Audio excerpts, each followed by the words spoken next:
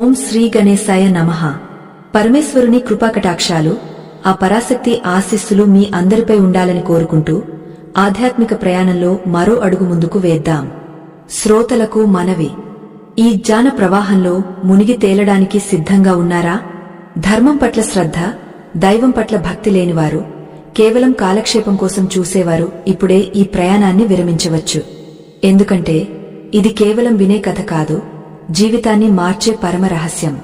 ఓపిక లేని వారికి ఈ దివ్య ఫలాలు అందవు. నిశ్చలమైన మనసుతో, ఏకాగ్రతతో వినేవారికి మాత్రమే ఆ గోమాత అనుగ్రహం లభిస్తుంది. ముందుగా మన పండుగలలో సంక్రాంతికి ఉన్న విశిష్టతను గుర్తు చేసుకుందాం. సూర్యుడు మకర రాశిలోకి ప్రవేశించే ఈ సమయం అత్యంత పవిత్రమైనదే. అయితే ఈ పండుగ సంబరాలు కేవలం సంక్రాంతి రోజున మాత్రమే మొదలవ్వవు.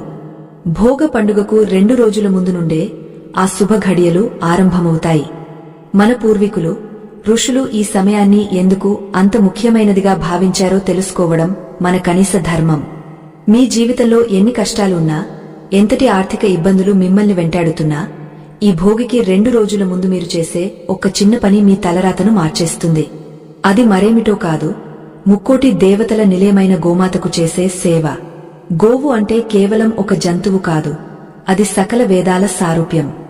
గోవు శరీరంలో ప్రతి అణువులోనూ ఒక దేవత కొలువై ఉంటారు. అలాంటి గోమాతకు ఈ విశేషమైన రోజున ఏ పదార్థం తినిపిస్తే మన దరిద్రం తొలగిపోతుందో పురాణగాథల సాక్షిగా ఇప్పుడు తెలుసుకుందాం. త్రేతాయుగంలో ఒకానొక సమయంలో ఒక భక్తుడు తన కర్మ ఫలాల వల్ల తీవ్రమైన అనారోగ్యంతో బాధపడుతూ తన సంపదనంతా కోల్పోయి విలపిస్తుంటాడు. అప్పుడు అతనికి ఒక సిద్ధపురుషుడు కనిపిస్తాడు. ఆ సిద్ధుడు చెప్పిన ఒక చిన్న పరిహారం అతని జీవితాన్నే మార్చివేసింది. నాయనా, నువ్వు గత జన్మలలో చేసిన పాప కర్మలు ఇప్పుడు నిన్ను వెన్నాడుతున్నాయి.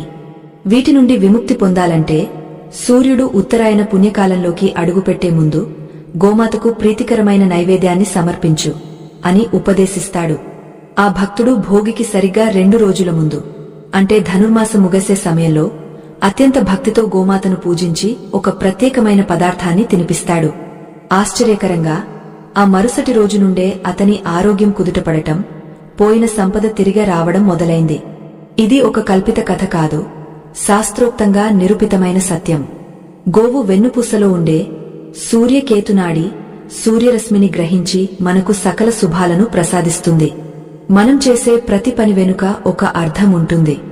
ఈ పండుగ సమయంలో గోమాతకు మనం ఇచ్చే ఆహారం మనలోని అహంకారాన్ని చంపి వినయాన్ని పెంచుతుంది. గోవుకు బెల్లం తినిపి